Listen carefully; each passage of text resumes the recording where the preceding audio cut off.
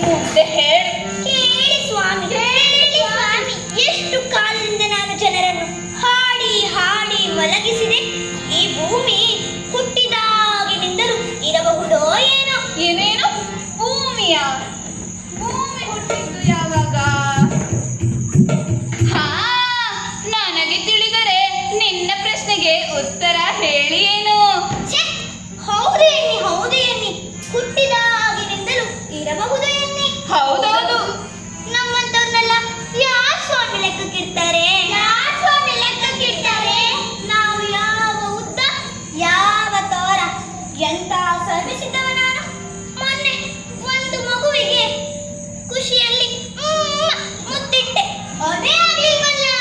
ಅಂದರೆ ಬೀಡಿಸಿ ಹೇಳಲು ನನಗೆ ಟೈಮ್ ಇಲ್ಲ. ಕೇಳಿ, ಮಗು ಮಲಗಿತ್ತು. ನಾನು ಎಂದಿನಂತೆ ಜೋಗುಳ ಹಾಡುತ್ತಾ ಹಾರಾಡುತ್ತಾ ಅದನ್ನು ನಿದ್ದೆ ಮಾಡಿಸುತ್ತಾ ಇದ್ದೆ. ಅತ್ತಿತ್ತ ನೋಡದಿರು, ಅತ್ತು ಹೊರನಾಡದಿರು, ನಿದ್ದೆ ಬರುವಳು ಹೊತ್ತು ಮಲಗು ಮಗುವೆ, ಜೋ ಜೋ ಜೋ ಜೋ, ಜೋ ಜೋ ಜೋ. ಇನ್ನೇನು ತಾಯಿ ಮಗು ಇಬ್ಬರಿಗೂ ನಿದ್ದೆ ಬಂತು ಬಂತು. ಆದ್ರೆ ನನಗೆ ಹಾಡು ನಿಲ್ಲಿಸಲು ಮನಸ್ಸೇ ಬರಲಿಲ್ಲ. ವಿವರಣೆ ಜಾಸ್ತಿ ಆಯ್ತು, ಕಿವಿ ಕಾದು ಹೋಯ್ತು.